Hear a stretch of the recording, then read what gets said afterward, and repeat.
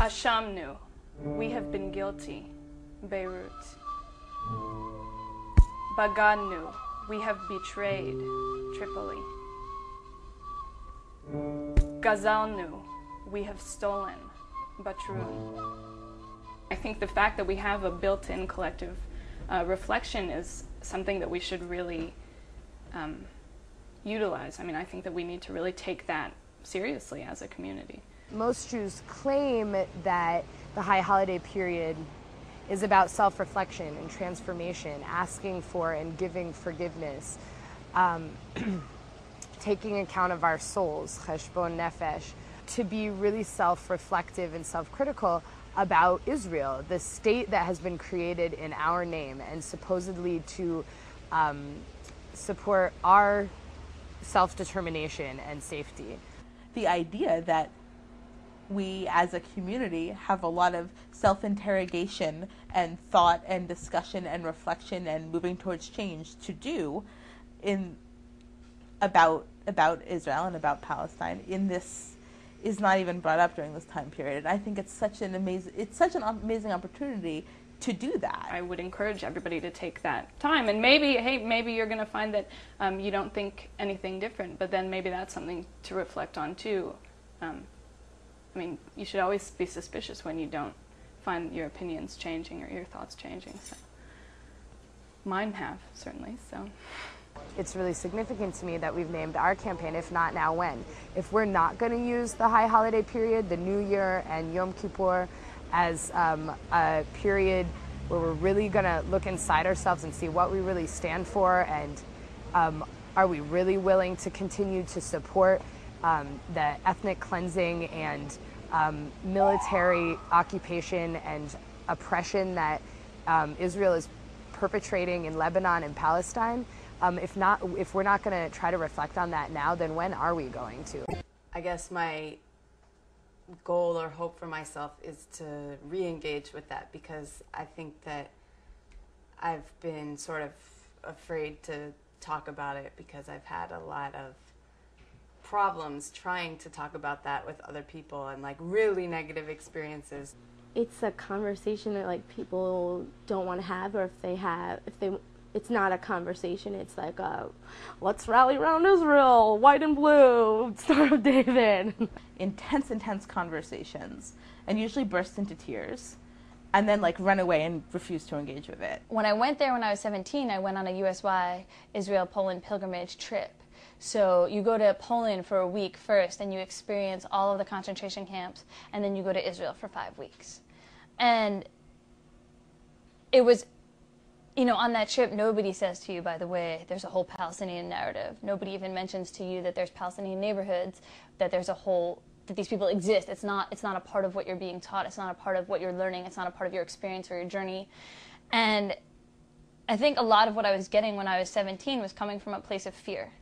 Like a place of actual fear that potentially our people won't exist.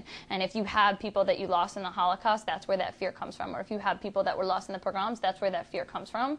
But it's not the way that I want to live. I want to live coming from a place of hope and coming from a place of real understanding. May 14th, 1948. The Declaration of the Jewish State of Israel. I have strong and divided feelings about this important news. A dream 2,000 years old, the fulfillment of the diasporan hope. I've said too often, if I forget thee, O Jerusalem, to feel unaffected. But it is not Zionism that moves me. Zionism is not the establishment of the true Zion. The true Zion reconciles Jew, Arab, and Christian. The true Zion can never be nationalistic. Nationalism always courts bloodshed and competition and the horror of war. Holy war. How can one hate the Arabs for defending the land they have lived in while we Jews were dispersed over the whole earth? Always there have been people like me who oppose war in all of its forms, and there were people, Jews in 48 and in 17 and in every critical moment in our Zionist history that have like said, wait, stop, I don't think this is a good idea.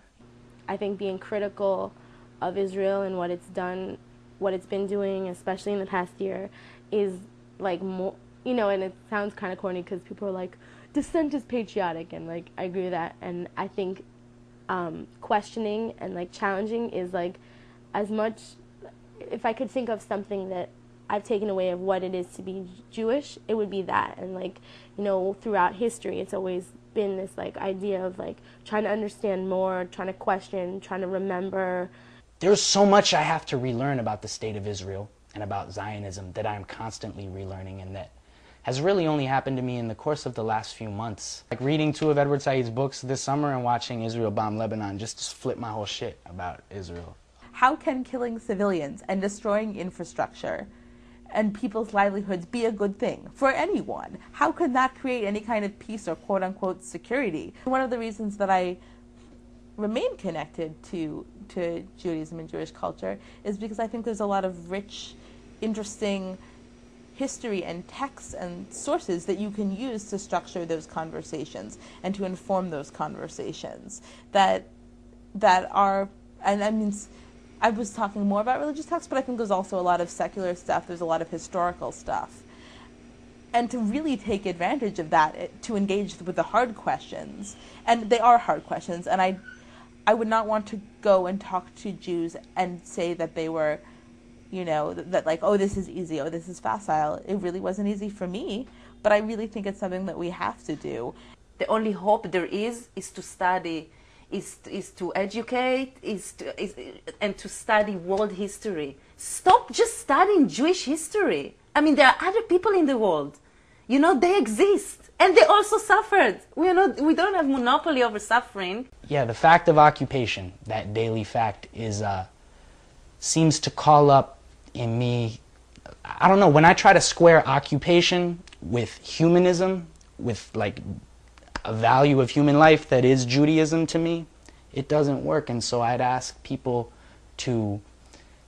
humbly ask other Jews to try to square themselves with the material facts of what life is like for someone in Hebron, for someone in Gaza City on the daily.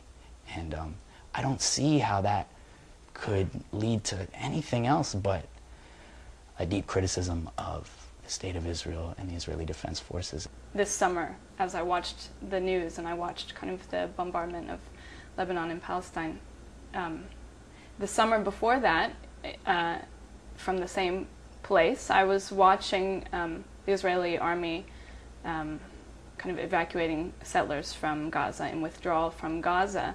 And the idea, right, the idea was that we're going to disengage from Gaza.